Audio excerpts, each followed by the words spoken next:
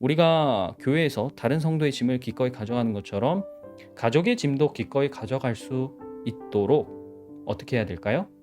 하나님께 기도로 잘 아뢰야 돼요. 기도는 여기서 굉장히 중요한 포인트가 되는 겁니다. 우리가 명절에 회자되는 뉴스에도 좀 나오겠죠? 명절 스트레스가 뭡니까? 온갖 잔소리에서 나오죠. 가족의 인생이 참견하거나 아니면 쉽게 판단하거나 평가하는 말들. 그게 어떻게 보면 우리가 아무 생각 없이 내 짐을 가족한테 던지는 걸 수도 있다는 거예요. 우리가 성숙한 그리스도인이라면 상대를 독립된 인격체로 존중하고 내가 짐을 져주는 것이 하나님께서 기뻐하시는 교제의 방식이라는 점을 강조를 드리고 싶습니다. 만약에 가정에서 이런 교제가 잘 이루어지면 저는 그 가정 안에서 하나님의 모습과 능력이 자연스럽게 증명될 것이라고 믿습니다.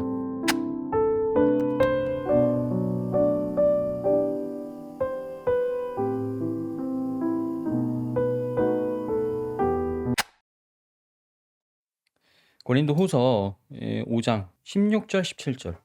제가 16절 17절 두 구절을 읽도록 하겠습니다.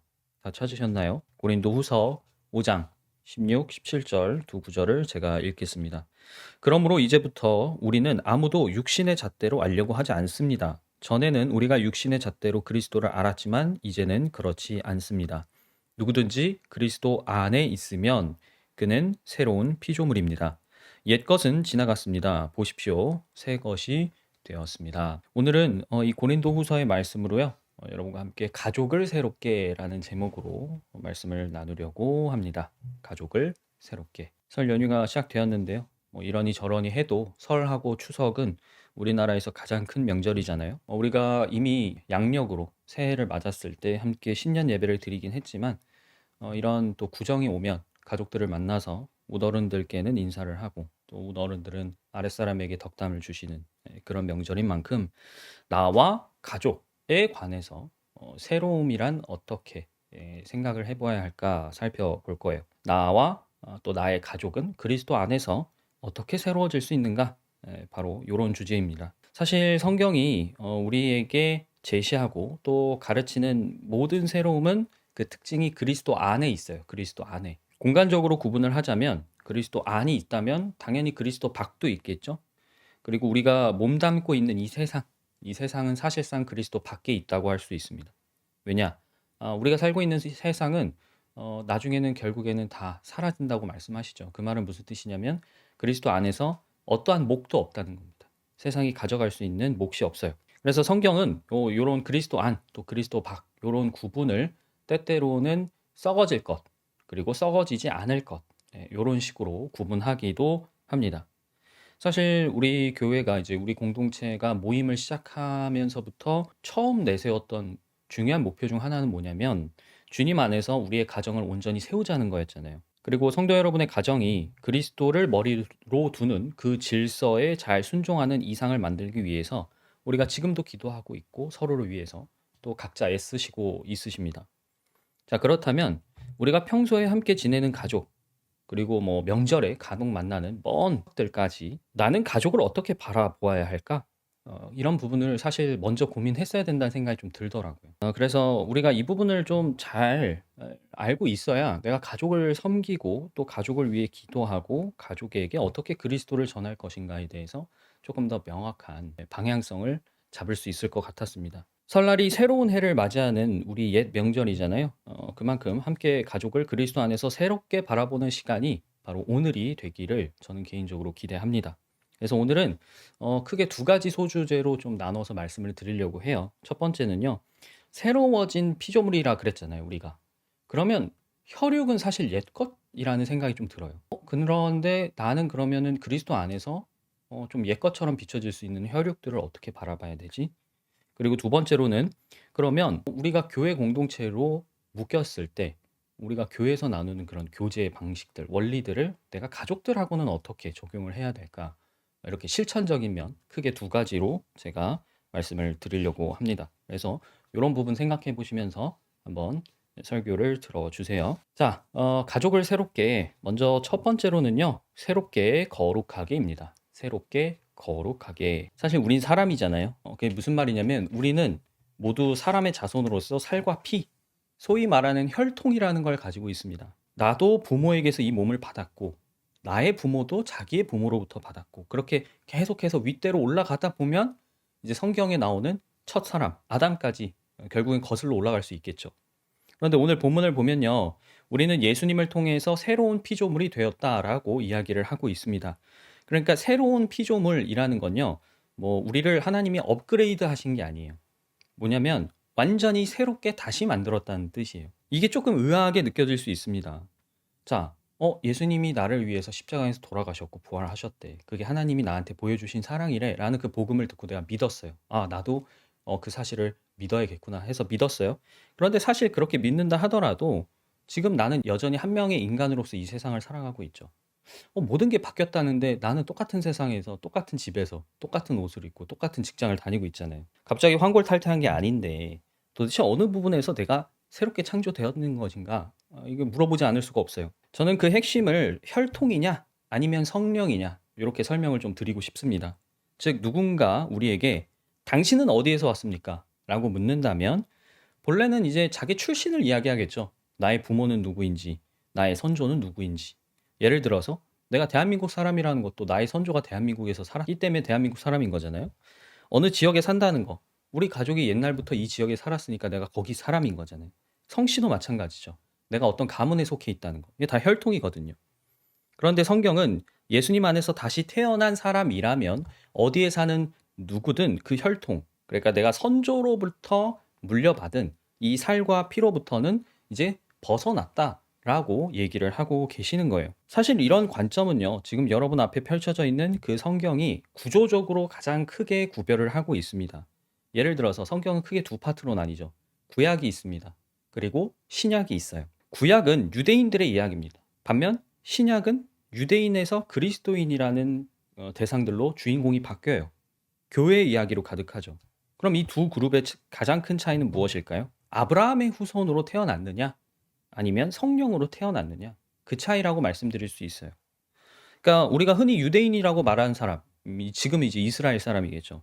그 사람들은 아브라함의 혈통을 가진 육적인 후손들입니다. 실질적으로 아브라함의 몸에서 나온 그런 후손들이라고 할 수 있어요. 그런데 신약 성경이 우리가 개혁적이라고 볼 수밖에 없는 이유가 여기 있습니다. 왜냐하면 예수님이 오시기 전까지, 즉 성경에 나오는 구약의 이야기들은 이스라엘의 하나님에 관한 이야기였어요. 거기에 나오는 하나님은 이스라엘의 하나님이었습니다.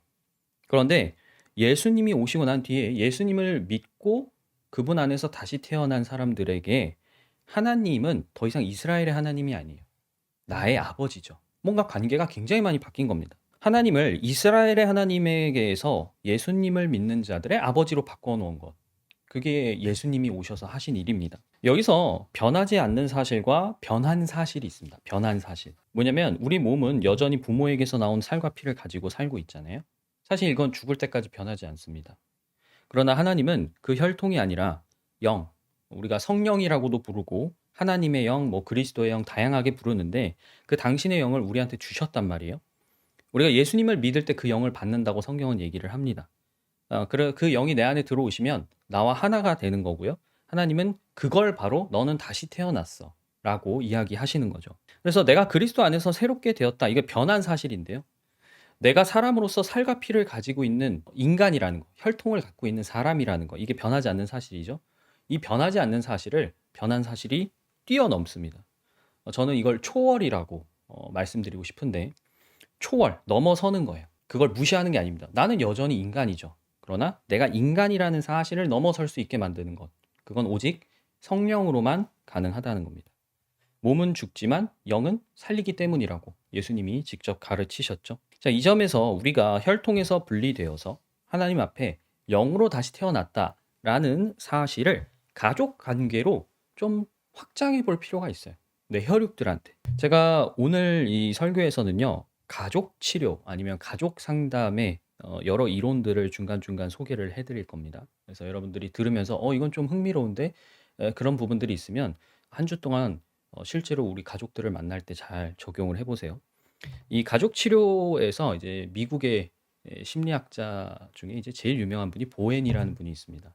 가족 치료의 획을 그은 분이라고도 할 수 있는데 이 보엔이라는 사람은요. 가족이라는 어떤 감정 덩어리에서 자기를 독립된 인격체로 분리하는 것을 자기 분화라고 정의를 했습니다. 저도 공감하는 것은 우리는 분명히 성장하면서 가족을 자기로부터 분리시킬 필요가 있다는 거예요. 그럼 왜 분리시켜야 하는가? 가족을 해체하기 위한 거. 그러니까 공동체를 내가 해체하기 위해서 나를 분화시키는 게 아니에요. 오히려 우리가 가족을 건강하게 세우기 위해서, 우리 가족 관계가 건강해지기 위해서는 분리가 돼야 됩니다. 내가 가족과 분화되지 않으면, 분리되지 않으면 나는 가족이라는 그 감정 덩어리에 휩쓸려서 반응을 할 수밖에 없어요. 그러니까 자기 분화는요, 가족 안에서 내가 머물면서도 동시에 나의 가치관, 그리고 나의 평온을 지킬 수 있는 하나의 전략입니다. 사실 그리스도인이라고 한다면 가족 구성원 중에 이런 분화, 분리를 가장 극적으로 이루는 사람이라고 할 수 있어요. 왜냐? 우리는 본질적으로 혈통의 안매이니까요. 그게 부모이든 부부이든 부모와 자식 관계이든 상관없이 우리는 이미 그걸 초월했습니다. 가족 관계를 맺게 하는 그 기저에 뭐가 깔려 있죠? 피를 나눴다는 게 있잖아요. 그런데 그걸 뛰어넘을 수 있는 건 그리스도의 피죠. 예수님은 당신의 피로 우리를 하나의 가족으로 만드셨거든요. 그러니까 우리는 이미 혈육을 초월한 거예요. 우리는 누구든지 가족과 나를 쉽게 이미 분리해 놓은 상태라는 겁니다. 자, 여기서 새로운 피조물이라면 이미 나는 최고의 수준으로 가족과 분화를 이룬 셈이죠. 그래서 다시 말씀드리지만 묶여 있지 않다는 의미지, 이 분화라는 게 내가 가족을 부정한다는 뜻이 아니에요. 여전히 나는 혈통을 갖고 있고 그 혈통 안에서 존재합니다. 그러나 그것을 뛰어넘는 더 본질적인 영을 하나님으로부터 받았다는 것이죠. 그래서 나는 하나님과 직접 아버지와 아들의 관계를 맺고 있기 때문에 거기서 오는 안정감이 있죠. 평안함이 있어요. 하나님이 주시는 하나님 나라의 기쁨들이 있죠. 그런 것들을 바탕으로 우리가 혈연인 가족들과는 나와 좀 분리시켜서 객관적으로 또 사랑스럽게 새롭게 인식할 수 있는 토대가 생기는 겁니다. 자, 예수님이 이런 말씀을 하신 적이 있습니다. 이거는 좀 함께 구절을 찾아볼게요. 마태복음을 펼쳐보시기 바랍니다. 12장 46절을 보시면 예수님께서 이런 말씀을 하신 적이 있습니다. 제가 읽겠습니다. 어떤 사람이 예수께 와서 말하였다. 보십시오. 선생님의 어머니와 형제들이 선생님과 말을 하겠다고 바깥에 서 있습니다. 그 말을 전해준 사람에게 예수께서 말씀하셨다. 누가 나의 어머니이며 누가 나의 형제들이냐? 그리고 손을 내밀어 제자들을 가리키고서 말씀하셨다. 보아라. 나의 어머니와 나의 형제들이다. 여기가 중요하죠. 하늘에 계신 내 아버지의 뜻을 따라 사는 사람이 곧 내 형제요, 자매요, 어머니이다 하셨습니다. 구절을 보시면요. 예수님이 여기서 혈연 관계를 부정하시나요? 아닙니다. 혈연으로 맺고 있었던 가족의 관계를 하나님의 뜻이라는 공통 분모 안으로 오히려 확장하고 계세요. 혈연으로 맺은 내 가족도 가족이지만 하나님의 뜻을 행하면 그 사람도 나의 가족이야. 확장하는 거죠. 제가 다시 말씀드리지만 우리가 새로운 피조물이라고 해서 기존의 혈연 관계 사라지는 거 아닙니다. 오히려 그 관계가 더 확장돼요. 공동체의 범위가 더 넓어지는 겁니다. 하나님은 혈연을 넘어서 그리스도를 믿는 모든 사람을 하나님의 가족으로 더 크게 묶으세요. 이런 변화는요, 우리 인간이 혈연 공동체에서 예수님을 믿고 하나님을 만나게 되면 영적 공동체로, 언약 공동체로 더 커지게 된다라고도 표현을 할 수 있을 텐데요. 제가 안타까운 마음이 들 때가 이제 종종 있는 건 교회 공동체가 가족을 갈라놓는 그런 슬픈 사례들이 나올 때입니다. 이게 아주 없진 않더라고요. 저는 이것은 굉장히 잘못된 방향이라고 개인적으로 생각을 합니다. 어떤 성도가 교회 공동체 안으로 들어왔어요. 그러면 그 사람은 피를 나눈 가족을 초월해서 더 큰 피, 예수님의 보혈을 통해 나와 피를 직접 나누지 않은 다른 사람까지도 가족으로 맞이한 거잖아요. 그런데 오히려 그런 교회 공동체가 가족을 못 품어준다? 가족과 연을 끊어버리게 만든다? 라고 한다면 단순하게 저희가 뭐 딱 잘라서 항상 그렇다라고 말할 수는 없는 부분도 있겠지만 어떤 면에서는 안타까운 부분이 맞는 게 현실입니다. 이번 수요기도회 때도 저희가 함께 교제하면서 말씀을 나눴었습니다만 내가 뭐 무슨 일을 하든 간에 사람에게 하듯 하는 것이 아니라 그리스도께 하듯 하는 거, 이게 참 어려운 일이라고 다들 말씀하셨었잖아요. 자, 이게 왜 어려운가라고 한다면 내 눈앞에 있는 그 사람이 여전히 사람으로 보이기 때문에 어렵다라고 할 수 있을 것 같아요. 자, 그래서 가족도 그런 게 어려운 거예요. 내가 그리스도 안에서 새로워졌고 이 사람을 바라보는 눈이 달라져야 되는데 내 앞에 있는 그 사람이 여전히 그 사람으로 보이기 때문에 하나님께 하듯 마음을 다해서 하기가 항상 어려운 거죠. 그래서 결국엔 눈이 달라져야 되는데 우리가 오늘 읽었던 고린도후서 본문에서도 16절에 뭐라고 얘기했습니까? 우리가 아무도 육신의 잣대로 알려고 하지 않는다 그랬어요. 여기서 육신의 잣대로 안다는 말이 무슨 뜻이냐면 내가 예수님을 마음에 모시기 이전에 갖고 있던 기준을 가지고 사람을 판단하지 않는다는 뜻입니다. 우린 누구나 마음속에서 사람을 만나면 이 사람이 어떤 사람이구나 판단을 하게 돼 있잖아요. 그런데 그 기준이 예수님을 만나기 이전과는 달라졌다라는 뜻이죠. 이건요, 내가 단순히 타인을 만날 때뿐만이 아니에요. 내가 혈육을 대할 때에도 마찬가지로 적용이 되어야 합니다. 가족이라는 게 사실 마땅히 아끼고 돌보고 사랑해야 되는 관계죠. 그런데 우리 사회에서 그렇지 못한 가족들도 꽤나 많습니다. 참 마음이 아픈 일인데, 뭐 그런 극단적인 예는 좀 차치하고 그냥 우리의 평범한 가정을 놓고 생각을 해볼게요. 우리가 가족들과 지내다 보면 서운할 때도 있죠. 불만이 있을 때도 있습니다. 뭐가 마음에 안 들 때도 있고 어떤 것 때문에 화가 날 때도 있을 거예요. 아마 우리가 너무 가깝기 때문에 나의 일상을 너무 많이 공유하고 실질적으로 살을 부대끼고 살기 때문에 그런 일이 타인과 비해서 더 많을 수도 있습니다. 하지만 그리스도인이라면 우리가 예수님을 알기 이전과 같은 방식으로 나의 혈육을 보지는 않았으면 좋겠어요. 예수님을 통해서 우리는 모든 사람을 어떻게 보고 있죠? 하나님께서 이 사람을 사랑하셔서 자신의 목숨을 내놓으신 사람으로서 바라보고 있어요. 그러니까 복음을 전하는 거 아니에요. 그런 마음이 없으면 이 사람이 어떤 삶을 살든 어떻게 살다 죽든 그게 나랑 무슨 상관이겠어요. 그런데 복음을 전한다는 것 자체가 그지 하나님이 이 사람을 사랑하시지. 그래서 이 사람을 위해서도 예수님을 내어주셨지. 그 마음이 우리 안에 있기 때문이거든요. 우리가 요 눈을 가족한테도 똑같이 적용을 해야 된다는 겁니다. 하나님께서 이 혈육을 사랑하셔서 당신의 아들을 내어주셨지. 그렇기 때문에 하나님이 나를 이 사람한테 맡기셨다라는 어떤 소명의식이 좀 있었으면 좋겠습니다. 개인적으로는. 이 눈에서부터 내가 하나님의 마음, 사랑, 생각으로 가족을 바로 볼 수 있는 건강한 관점이 자리를 잘 잡을 수 있을 것이라고 저는 믿어요. 자, 이제 우리는 그리스도 안에서 자신뿐만 아니라 가족까지 새롭게 할 수 있는 기회를 얻은 겁니다. 바울은요, 부모가 거룩하면 자식도 거룩할 것이라고 얘기한 바가 있어요. 또 한 명의 그리스도인으로 인해서 그 온 가족이 다 거룩하게 될 수 있다. 즉 예수님을 믿을 수 있을지 누가 알겠느냐라고도 말한 적이 있습니다. 그래서 하나님께서 어떤 한 성도를 하나님의 품으로 부르셨다면 그 사람만을 위한 게 아니에요.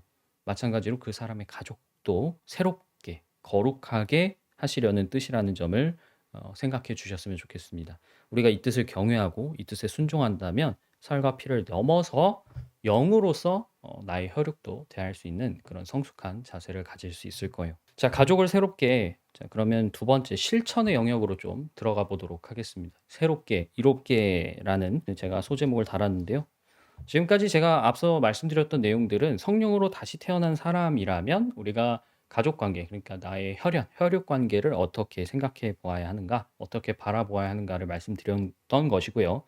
자, 지금부터는 그러면 실질적으로 내가 가족과 어떻게 교제를 해야 되느냐, 실질적으로 어떤 관계를 형성해야 되느냐를 좀 말씀드릴게요. 자, 지금 우리 이 공동체로, 교회 공동체로 모인 성도분들, 우리가 서로 교제할 때 생각해 보세요. 우리가 뭐 피를 나눈 사이는 아니에요.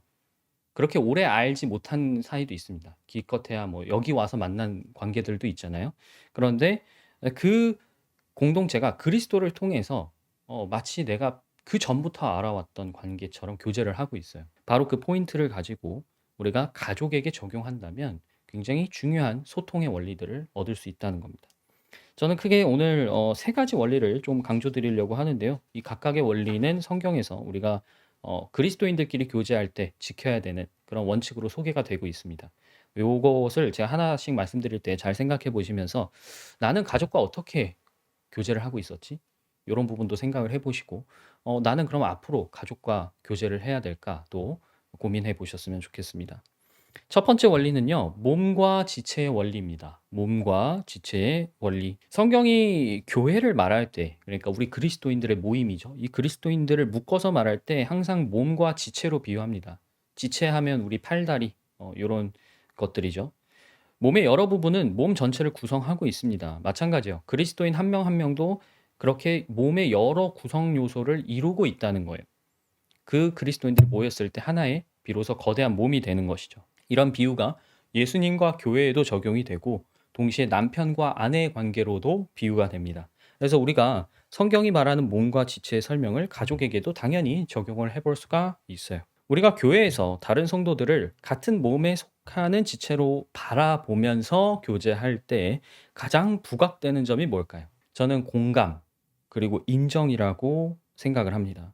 근데 이 두 가지가요, 우리가 가족 치료 혹은 가족 상담을 할 때도 굉장히 중요해요. 즉, 가족 관계에서도 중요하다는 거예요. 이 가족 상담 이론을 보면요, 가족을 개개인의 합이 아니고 하나의 연결된 개체로 봅니다. 아빠, 엄마, 자식 1, 2, 3 각각 따로따로 그냥 플러스 플러스 플러스가 아니라 다 하나로 묶여 있다는 거예요.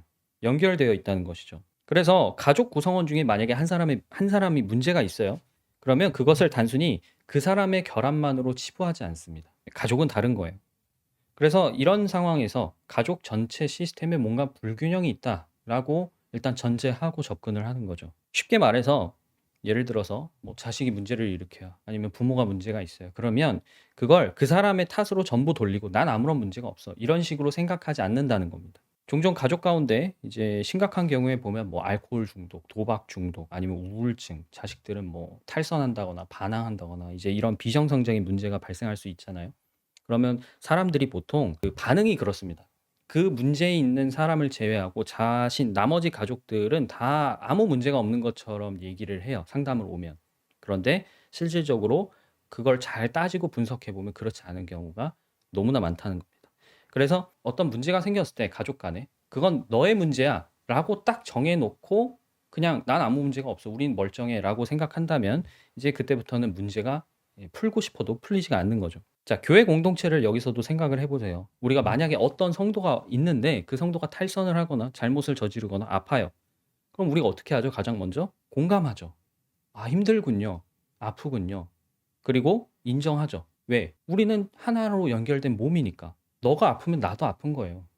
너가 문제가 있으면 나도 같이 영향을 받는 거죠. 근데 만약에 교회 공동체에서 그건 당신 문제요, 알아서 하쇼 라고 한다면 그건 우리가 교제하는 방식이 아닙니다. 누군가 힘들어하고 문제가 있고 아프고 그건 단순히 그 사람의 무능, 그 사람의 문제만이 아니죠. 우리가 함께 돌봐야 할 통증인 겁니다. 이 원리가 가족에게도 똑같이 적용을 할 수 있어야 된다는 겁니다. 만약 교회 공동체에서는 다른 사람을 만날 때, 우리가 다른 그리스도인을 만날 때 공감도 잘해주고 인정도 잘해주면서 막상 내 가족한테는 그렇지 못한다? 그거는 굉장히 이중적인 태도예요. 심각한 모순이고, 저는 어떤 면에서는 그게 너무 극단적인 사람들은 영적인 장애라고도 말씀드리고 싶습니다. 보통 심리학이나 뇌과학을 보면요, 우리가 이런 반응을 보이는 게 과도히 자기를 확장하기 때문이라고 봅니다. 그러니까 가족을 너무 나처럼 여기는 거예요. 실제로 제가 예전에 말씀드린 적이 있습니다만, 사람은 자기랑 가까운 관계에 있는 사람을 생각할 때 자기 자신을 생각하는 그 뇌부위가 거의 비슷하게 나타납니다. 그러니까 뭐예요? 나와 가까운 존재를 나처럼 인식한다는 거예요. 그래서 오히려 나랑 관계가 먼 타인에게는 예의도 차리고 사회적 거리라는 필터를 잘 작동을 시키는데, 모르는 사람이니까. 근데 가족은 이제 나처럼 생각을 하니까 이 필터가 자꾸 없어지는 거예요. 그럼 어떻게 되죠? 공감이나 인정에 대한 문제들이 더 더뎌질 수가 있다는 겁니다. 그래서 이런 얘기를 종종 듣는데요. 교회에서는 막 천사 같아요, 다른 사람들 앞에서는. 근데 집에 오면 180도 바뀌는 사람들의 이야기를 들은 적이 있습니다. 어떤 사람은 '이 사람이 이중인격인가?' 막 이런 생각도 했을 수도 있어요.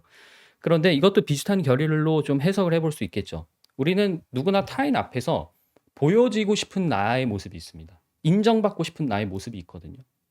그런데 가족 앞에서는 그런 욕구가 거의 없습니다. 우리가 뭐 형제 간에, 부모 자식 간에 뭐 대단히 이렇게 사회에서 내가 비춰지기를 바라는 그런 모습을 드러내거나 요구하지 않죠. 사회에서는 그렇기 때문에 사람들이 다 가면을 쓰고 생활을 합니다. 누구나 다 가면을 쓰고 생활을 하는데 집에 오면 이제 가면을 벗죠. 그런데 그러니까 가족인 거예요. 근데 문제는 그렇게 솔직한 모습이 되려 문제를 일으키는 상황들입니다. 자, 그게 이제 제가 방금 말씀드렸던 것처럼 교회에서는 엄청 천사 같은 사람인데 집에 오면 이제 180도 바뀌는, 그런 사람들의 문제겠죠. 만약 그리스도인이 그런 태도를 보인다면 그거는 가족을 그리스도 안에서 새롭게 인식하지 못하고 있다라고 저는 좀 진단을 해볼 수 있을 것 같아요. 그래서 결론적으로 우리는 가족을 좀 타자화할 필요가 있습니다. 제가 앞서 혈연이라는 그 육적 관계를 우리가 초월했다라고 말씀드렸는데 같은 맥락이에요.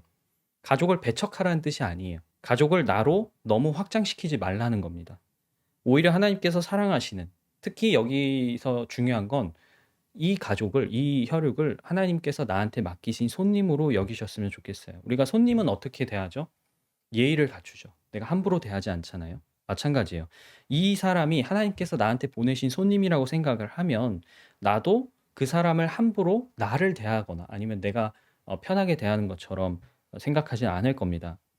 더욱이 여기서 성경이 우리에게 가르치는 인내의 교훈도 유념하셨으면 좋겠어요. 성경을 보면 우리가 그리스도인들 간에 서로 오래 참아주라 그러죠. 이 뇌과학에 따르면 감정이 우리가 먼저 탁 튀어나오기 전에 딱 10초만 멈추고 생각을 해도 그런 실수를 확 줄일 수 있다고 해요.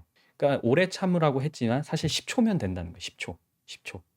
그러니까 우리가 가족 관계에서도 뭔가 감정적인 게 탁 튀어나오려고 한다면 딱 10초만 멈춰서서 하나님께서 나한테 하셨던 말씀을 생각해 보세요. 그러면 우리가 가족 간에도 공감 그리고 인정은 그렇게 어려운 일이 아닐 수도 있습니다. 자, 두 번째 원리는요. 서로의 짐을 지는 원리입니다. 이건 이제 갈라디아서 6장 2절의 말씀에서 오는 건데요. 갈라디아서 6장 2절에 이런 말씀이 있습니다. 여러분은 서로 남의 짐을 져 주십시오.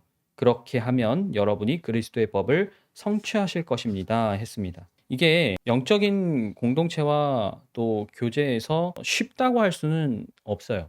우리가 생판 모르는 남의 짐을 져주는 거는 어려운 일이죠. 근데 그렇다고 또 성경이 말씀하는데 안 할 수는 없잖아요. 근데 사실상 우리가 하나님께서 우리에게 왜 이런 요구를 하시는가라고 생각을 잘 해보면 이렇게 남의 짐을 져주는 것이 내가 혼자 내 삶의 무게를 짊어지려고 할 때보다 더 쉽고 더 가볍고 무엇보다 우리 모두를 하나님 앞에서 겸손하게 만들 수 있기 때문입니다. 이런 영적인 교제의 원리, 즉 우리가 다른 사람의 짐을 기꺼이 져주는 그 원리도 가족 간의 교제에서 굉장히 중요해요.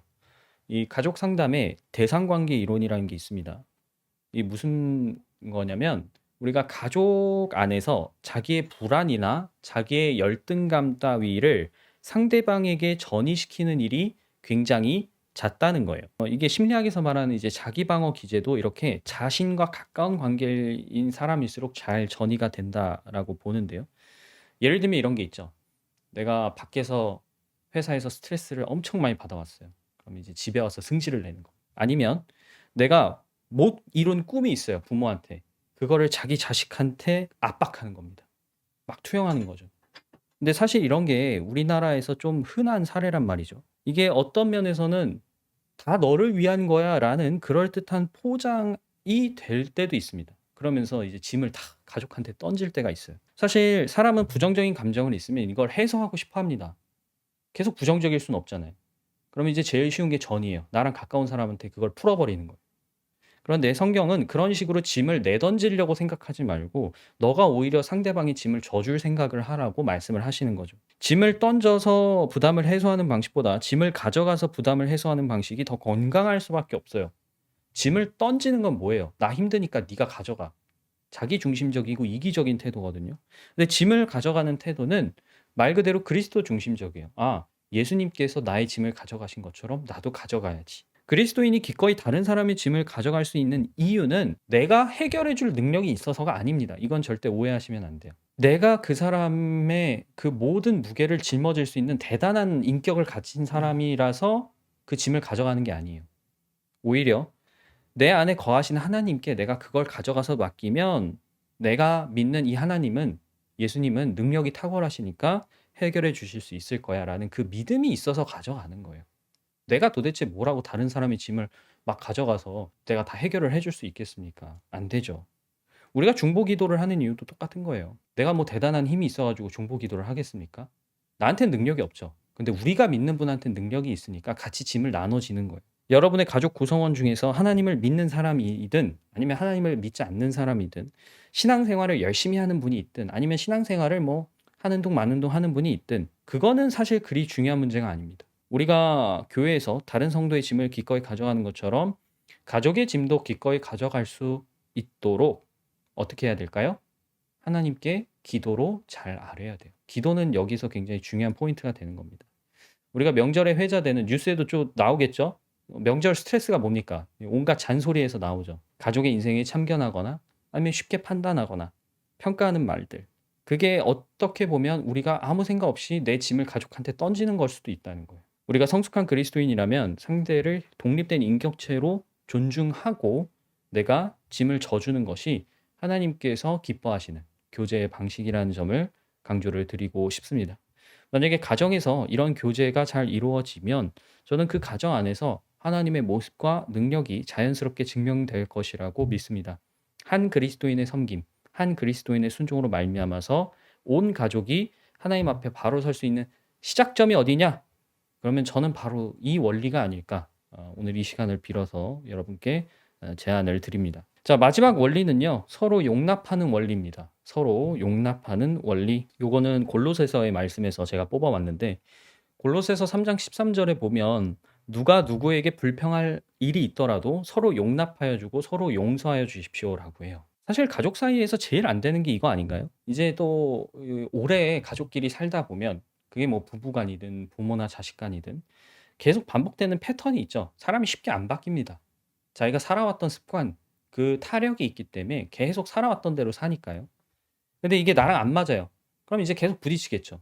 근데 그게 처음에는 뭐 참아주려고 하다가도 나중에는 잘 안 되는 순간이 올 겁니다. 그러니까 뭔가 그 사람이 대단히 틀린 건 아니에요. 근데 이제 나랑 다르거나 나랑 안 맞는 부분에서 그렇다는 거죠. 그런 분이 만약에 계시다면 골로서서의 지금 이 말씀, 누구에게 불평할 일이 있더라도 서로 용납하고 용서하라라는 이 말씀이 이건 지킬 수가 없겠는데라는 생각이 드실 수도 있어요. 그런데 성경이 우리에게 말씀하시는 이런 용납의 원리는 항상 영적이라는 것을 다시 한번 생각해 보셔야 됩니다.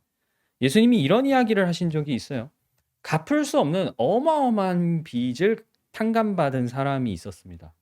네. 지금으로 환산은 몇십억이에요. 자기가 갚을 수 없는 빚이에요. 근데 그걸 탕감해 줬어요. 그럼 은혜를 입은 거잖아요. 그러면 자기도 은혜를 베풀어야 되는데 자기한테 빚진 사람한테 가가지고 뺨을 때리면서 너 빚 갚아 라고 협박했던 사람의 이야기를 하신 적이 있습니다. 근데 비슷하게 반대의 이야기도 하신 적이 있어요. 어떤 사람이 자기 빚을 갚아야 되는데 보니까 이게 도저히 자기가 갚을 수 없는 금액인 거예요. 그래서 자기한테 빚진 사람을 먼저 불러가지고 너 빚 반 깎아줄게. 그 증서에다가 써.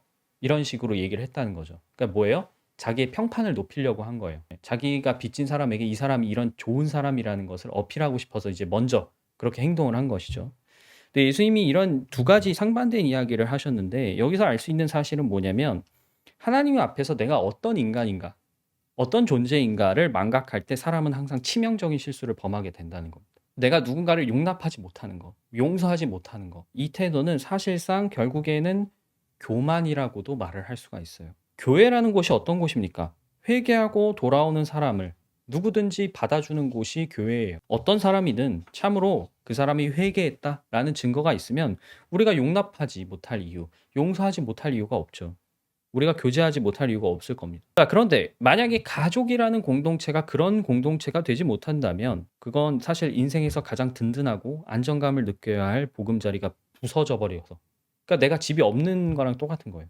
돌아갈 집이 있어야 되는데 집이 부서져서 없어지는 꼴이죠. 이 부분에서도 존 볼비라는 분은요. 건강한 가족이라면 모름지기 구성원들에게 세상으로 나갈 수 있는 용기를 주는 안전기지가 되어야 한다라고 강조를 했었습니다. 저도 동의해요. 그러니까 가족은 어떤 공동체여야 돼요? 내가 밖에서 상처를 입고 돌아와도 내가 집에 돌아가면 내가 가족의 품으로 돌아가면 용서받을 수 있고 치유를 받을 수 있지라는 그런 확신을 가질 수 있는 공동체여야 한다는 거예요. 그런데 그렇지 못한 경우가 있습니다. 예를 들어서 대화가 단절돼요. 자기의 아픔이나 힘듦을 가족에게 섣불리 얘기할 수 없는 가정들이 생각보다 많습니다. 그럼 그렇게 된 문제의 원인이 무엇인가? 결국에는 공감과 인정이 결여되어 있는 거예요. 나 힘들다고 얘기했는데 뭐가 힘들어? 라는 반응이 나오면 공감이 안 되는 거잖아요. 뭔가 문제가 있는데 그건 네 문제야. 난 잘못한 게 없어. 그럼 인정이 안 되는 거죠. 사실 가족이라는 게 뭡니까? 우리가 이 세상에서 가장 먼저 마주하는 공동체예요. 태어났을 때. 우리는 가족에서 태어나잖아요. 그리고 20년이 넘는 성장의 시간 동안 우리의 보금자리가 됩니다. 내가 훗날 배우자를 만나서 내 가정을 이루더라도 그 가정으로 평생 살다가 눈을 감을 거 아니에요. 그런데 이런 가족이 안전한 기지가 아니다? 그러면 가족 밖에 수많은 타인들로부터 보금자리를 찾아서 떠돌아 다녀야 될 텐데 그런 유목민 생활은 당연히 힘들 수밖에 없죠. 그래서 이 가정사를 좀 잘 보면요. 내 가족이 안전한 기지가 아니다라는 판단을 하면 그런 사람들이 일찍 자기 가정을 만들려고 하거나, 그러니까 내 집을 빨리 마련하려고 하는 거죠. 아니면 그 상처 때문에 내가 가족으로부터 벗어나서 아예 고립돼서 혼자 살려고 하는 경향들을 좀 보입니다. 이 교회에서도 마찬가지인데 가정에서도요. 돌아온 탕자의 이야기와 같은 상황은 언제든지 펼쳐질 수 있습니다. 이 돌아온 탕자의 이야기에서 탕자의 아버지는 자기 가정을 안전기주로 잘 세운 훌륭한 가장의 표본이라고 할 수 있어요. 자식이 아버지한테 내 유산을 먼저 달라고 했다는 건 제가 그때도 말씀드렸지만 아버지한테 엄청난 욕을 하는 거예요. 유산이라는 게 죽어야 받는 건데 아버지한테 유산을 먼저 달라는 건 당신은 죽은 사람이요 라고 말하는 거랑 똑같은 거예요. 난 이제 아버지 없는 사람 셈 칠래요. 그런데 아버지가 줬단 말이죠. 그리고 나중에 그 아들이 그 재산을 탕진하고 돌아왔을 때 용서하고 위로해 줬어요. 대단한 아버지예요, 사실. 그러니까 이 아버지는 이 아들이 나갔다 돌아올 수 있는 이유도 뭐예요? 내 아버지는 그런 분이야. 내가 집에 가면 나는 용서받을 수 있고 위로받을 수 있어라는 확신이 있었기 때문에 돌아온 거 아니겠어요? 근데 여기서 문제는 항상 말씀드리지만 형이었죠, 형. 형이 이제 불만을 가졌단 말이에요. 근데 가족 중에도 이런 사례가 있을 수 있죠. 예를 들어서 문제였던 자식이 바깥에서 막 돌다가 집에 왔어요. 근데 아버지랑 부모님이 막 환대해주고 그래 고생했다. 이제 앞으로 그러지 말아라 막 하고 하는데 이제 말 잘 들었던 자식이 아니 엄마 아빠는 나 있을 때는 나한테는 그렇게 안 해주더니 왜 얘는 그렇게 해줘요? 라고 이제 불만을 갖는 사례인 거죠. 걔가 뭐가 이쁘다고 걔한테 그렇게 해줘요? 이제 이런 불만이 나올 수 있는 거예요. 그런데 만약에 가족 중에 그런 구성원이 있다면 사실 그때야말로 그리스도인으로서 우리가 나서야 될 차례입니다. 물론 어떤 일은 정말 얘가 불평할 만하다. 정말 궁시렁궁시렁 거릴 수 있을 만하다라는 생각이 들 수도 있겠지만요. 서로 용납하고 용서하기를 먼저 한다면 처음에는 탕자의 형처럼 화를 낼 수는 있어요. 예, 화를 낼 수는 있어도 훗날에 자신의 태도를 돌아볼 수밖에 없을 겁니다. 우리는 그리스도인으로서 가족 중에서 이런 모범을 먼저 보여야 돼요. 그러면서 동시에 하나님께 간구해야 됩니다. 어떻게? 저의 이 순종으로 말미암아서 순종하지 않는 저 가족 구성원이 양심의 가책을 느낄 수 있게 해달라고. 하나님 앞에 스스로 자신을 객관적으로 돌아볼 수 있게 해달라고 기도를 해야 되는 겁니다. 그래서 이게 원활히 잘 이루어지면 그때에는 뭐 당장은 변하는 게 없을 수 있고 당장엔 뭐 힘들 수도 있겠지만 훗날에 분명히 여러분이 순종한 데에 대해서 열매를 거두실 수 있을 거라고 저는 생각을 합니다. 자, 명절 기간뿐만이 아니고요. 가족이라는 이 울타리 안에서 우리는 앞으로도 많은 날을 생활할 겁니다. 우리가 가족 공동체에서 태어났고 나도 독립해서 가족 공동체를 이루고 그렇게 가족의 품 안에서 삶을 작별할 거예요. 자, 이처럼 인생이 처음부터 끝까지 이어져 있는 이 가족을 우리가 그리스도 안에서 새롭게 이해하고 그렇게 새롭게 사랑하는 것은 굉장히 중요한 일입니다. 성경에도 이런 말씀이 있어요. 디모데전서에 보면 자기 친척, 그러니까 가족을 돌보지 않는 사람은 믿음을 저버린 사람이고 믿지 않는 사람보다 더 나쁜 사람이라고 했습니다. 그러니까 가족을 돌보는 것이 얼마나 중요한 일인가 성경도 얘기를 하고 있어요.